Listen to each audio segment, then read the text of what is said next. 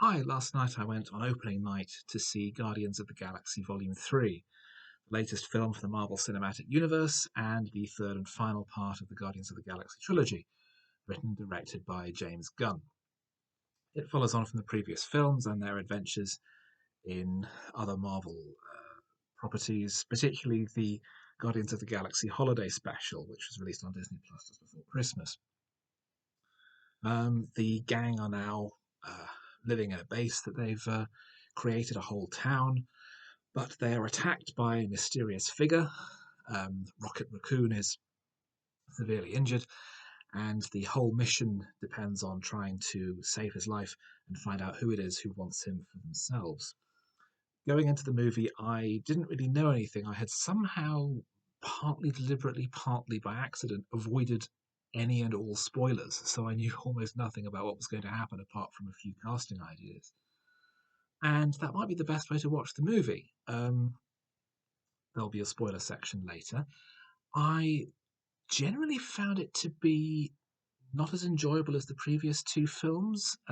It's very long, it's 2.5 hours, and it doesn't have the same refreshing humour that the previous two had. This is more serious, more dour, more downbeat, although ultimately it's not depressing or um, although it has a finality about it, it's not in terms of killing off all the characters or anything ridiculous like that. But it's something that is much more aware of its own weight, I think, than the previous two films, which were much lighter, much more fleet-footed.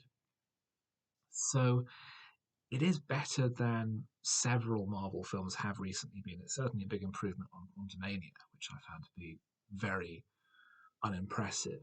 Um, but it's still some distance behind the likes of No Way Home or even Multiverse of Madness.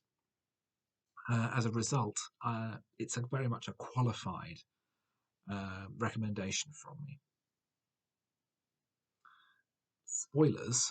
Um, I'm not really going to go too much into spoilers, to be honest, because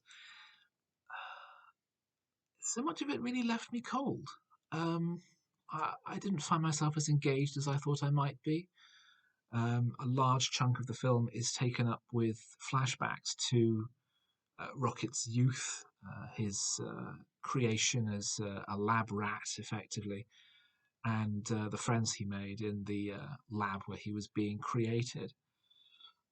Um, and although that does feed into the whole movie, it does feel as though this is taking too long and it needs to be developed further. It needs to be accelerated a bit more.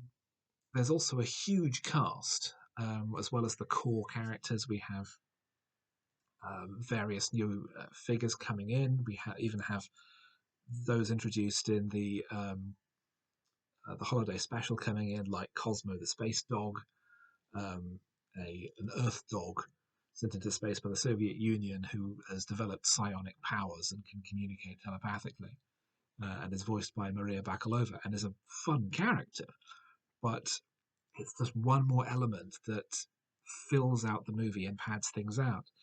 There's a one-shot fight sequence in a corridor that felt very unreal, very CGI-ified. I mean, there is CGI throughout the movie, as there always is, but it didn't feel like the virtuoso filmmaking that it might have been. It felt more like a very careful, choreographed piece of pre-visualization, and not, as I say, the deft, fleet-footed, original, lean film, and to an extent the second film.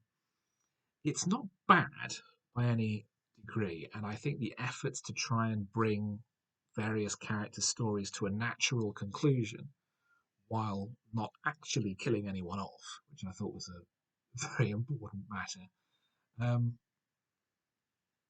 it does succeed on those terms, and this is as James Gunn's final work for Marvel, certainly for the foreseeable future, as he's now moving to DC, and his next project is going to be a revival of Superman.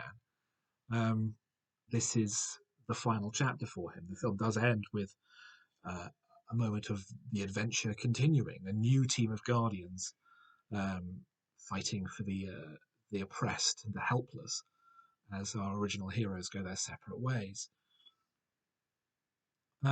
So it's, as I say, not a great film, not a great uh, installment in the MCU, not even really a great Guardians of the Galaxy film. But based on their recent output, it's certainly better than it could have been.